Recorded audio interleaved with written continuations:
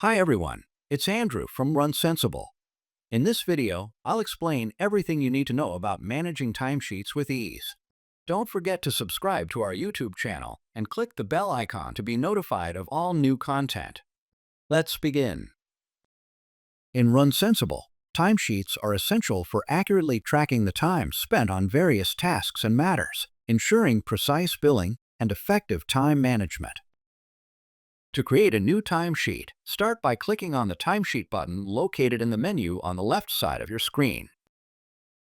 At the top of this page, you will find a row displaying a unique time entry for a handled legal case, such as duration, matter, rate, handler, date, billable and non-billable amount, and invoice status. To add a new timesheet, click on the New button located at the top right. After clicking this button, you will be prompted to enter the time duration using the Duration panel. On the right side of the Duration panel, there is a button designed to help you track the actual time spent on a task. You can activate this button at the start of the meeting to begin recording the time. This feature ensures that you accurately capture the time spent on various activities. To the right of the Duration panel, you will see a rate box, which displays your default hourly rate as set within the software. If needed, you can adjust this rate by modifying the number in the box. The Handler drop-down menu shows the user who is currently creating the timesheet. If necessary, you can select a different user from this menu, assigning the timesheet to another individual. Next to the Handler section, you'll find the Matter drop-down menu, which displays a list of matters. From this menu, you can select the relevant matter. The Date box automatically shows the date when the timesheet is being created, but you can modify this date as needed. Next to the Date box is a toggle button labeled Non-Billable. By activating this toggle, you can add the timesheet to the matter without charging the client for the recorded time, which can be useful for internal tracking or pro bono work. Next to this toggle button is a box that calculates the amount of money you are charging the client based on your default rate and the time entered in the Duration panel.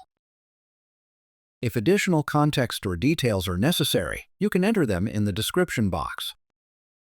At the bottom of the panel, there is another toggle button labeled Taxable. When you turn this button on, the system will automatically calculate the applicable tax based on your default tax rate. If you choose to leave this button off, no tax will be applied to the timesheet.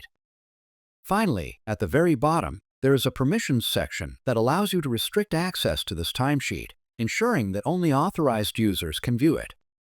The Permissions functionality works the same way as previously explained, providing control over who can access specific timesheet information within your system. If the permissions setting is set to all, it means every user in your system can see this timesheet. However, if you want to restrict access, you have several options. You can set the permission to Handler, which limits visibility to only the person assigned as the handler of the timesheet. By default, the handler is the user who initially created the timesheet, but you can change this assignment if needed. To make changes, simply update the handler information in the designated Handler box. Another option is to set the permission to Team, which restricts access to a specific team within your organization. When you choose this option, a drop-down menu will appear, showing all the teams you have created in your system. Select the appropriate team from the list to ensure that only members of that team can view and manage the timesheet. Alternatively, you can set the permission to User, which restricts visibility to a specific individual within your organization. When you choose this option, a drop-down menu will appear, displaying a list of all users in your system. From this list, you can select the specific user who should have exclusive access to view and manage the timesheet. Once you have completed all the steps, click the Save button located at the top right corner of the screen. Starting from the right, just after the New button, you will see the Filter button. This button allows you to filter your timesheets based on the information fields available. These tools are particularly helpful when you are dealing with a large volume of timesheets and need to refine the list for easier management. To filter your results by a particular field, click the plus button next to the desired field. Doing so opens a filtering panel with two main components, a drop-down menu and a search box. The drop-down menu provides several filtering options that determine how closely your search results will match the entered term. You can select options such as contains exactly or doesn't contain exactly, depending on how precise you want the filter to be. For more advanced filtering, you can refine your results further by adding additional criteria. To do this, click the More button at the bottom of the panel, which will expand to reveal a second drop-down menu and search box. You can then set a second filtering condition using the same process. At this point, you must decide whether both conditions should be met simultaneously or if results matching either condition should be included or from the left side drop-down menu. The system defaults to "and," meaning the results must meet both criteria, but you can easily switch this to "or" to broaden the search. If you no longer need the second condition, remove it by clicking the X button next to the second search box. In situations where you need to apply multiple filters across different fields, RunSensible allows you to combine several criteria simultaneously. After defining one filter, move on to the next by selecting additional fields via the plus button. You can then establish values for each additional field, just as you did for the first. As with the dual value filter, you will need to decide if all criteria must be met or if the results can match any of the applied filters or from the left side drop-down menu. This flexibility allows you to create highly customized search results that meet complex filtering needs across multiple fields. Once you've finished setting up your filters, click the Apply button located on the top left side of the filter panel to apply them and view the refined results. If at any time you wish to remove the filters and return to the full list of tasks, click the Clear button at the top of the panel. For convenience, RunSensible also provides the option to save your filters for future use. To do so, click the Save button at the top of the filter panel after you've set your filters. This will open the Save Current Filter panel, where you can enter a name for your filter. Once saved, you can easily retrieve it by searching for the filter name in the search box located at the top right of the filter panel. This feature allows you to quickly apply frequently used filters without the need to reconfigure the settings each time.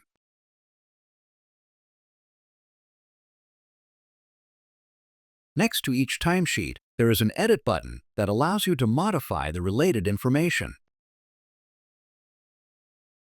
To customize your timesheets list, click on the Customize button on your top left. This button allows you to control which columns are shown or hidden, adjust the order of the titles, and modify the width of each column. Once you've made your changes, click the Save button located in the top right corner of the page. The three dots button, found on the right side of each timesheet entry, provides a menu of options, including Show Details and Remove.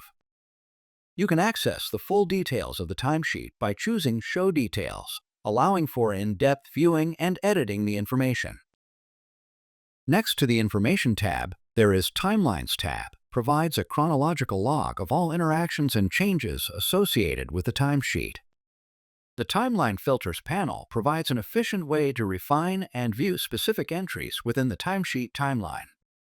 It allows users to narrow down the displayed information based on selected criteria, making it easier to locate relevant updates or actions.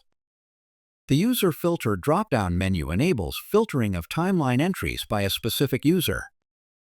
By default, the All Users option is selected, which displays entries from all users without applying any filters.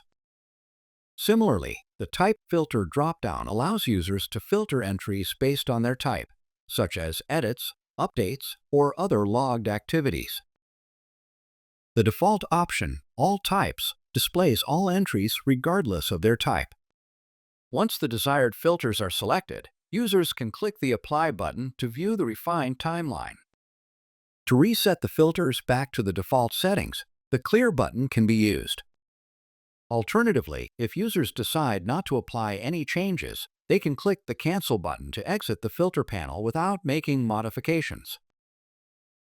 Make sure to click the Save button located at the top right corner of the page to ensure your changes are applied. This feature ensures a streamlined and user-friendly way to manage and review timeline activities efficiently. Additionally, the three dots menu includes an option to remove the timesheet from your list. Okay, that's it for this video. Make sure you subscribe to our YouTube channel to keep up with all the latest videos. As always, we want to thank you for choosing RunSensible.